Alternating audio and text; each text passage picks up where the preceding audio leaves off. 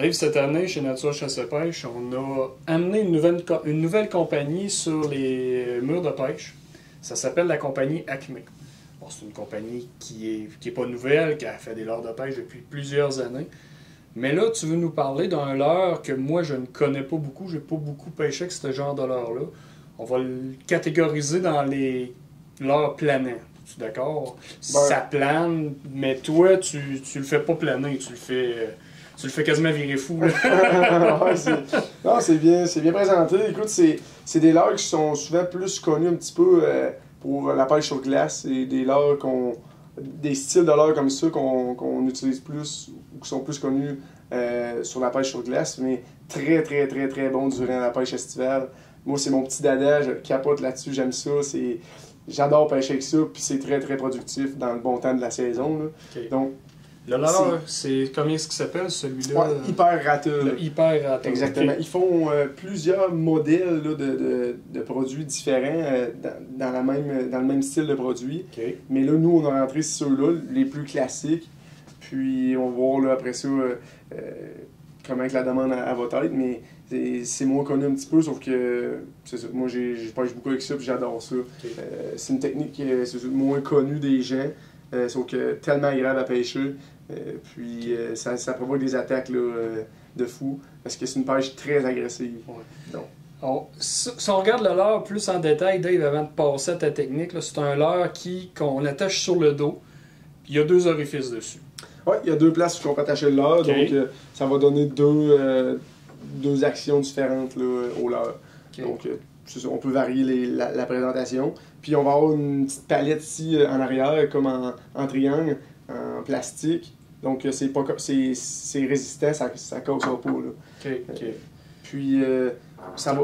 Oui. C'est un leurre assez pesant, hein? C'est très pesant, c'est fait pour pêcher en profondeur. On peut aussi pêcher quand même dans moins profond, okay. Mais on peut aller très creux aussi. Là. Mais c'est ça, c'est fait. C'est pesant parce que quand on utilise, il faut que le poisson, parce que c'est une pêche qu'on va fouetter. C'est pareil comme si on fait un poisson à toutes les fois. Attends, ben ouais. Fait que okay. faut avoir les bonnes cannes adaptées. Ben là, idéalement, là, la bonne canne adaptée pour ça. Okay. Et puis c'est vraiment, on fouette, il faut que la canne, c'est comme sur une trampoline dans le fond. Il faut que ta canne, elle va s'arquer au maximum, puis elle va fouetter ton leurre, fait qu'il va monter dans la colonne d'eau. Puis aussitôt que là, il est pesant, fait qu'il va monter, puis il va partir d'un côté, puis il va arrêter, puis tout de suite, avec sa présenteur, il replonge dans le fond, puis il va jamais plonger de la même façon, il va jamais aller, tu sais pas où il va aller. C'est malade dans l'eau ce que ça fait. Fait que ça provoque c'est sûr que le poisson qui est cette jaune-là, qui est agressif, là, c'est sûr qu'il va sauter là-dessus, il résistera pas, c'est certain.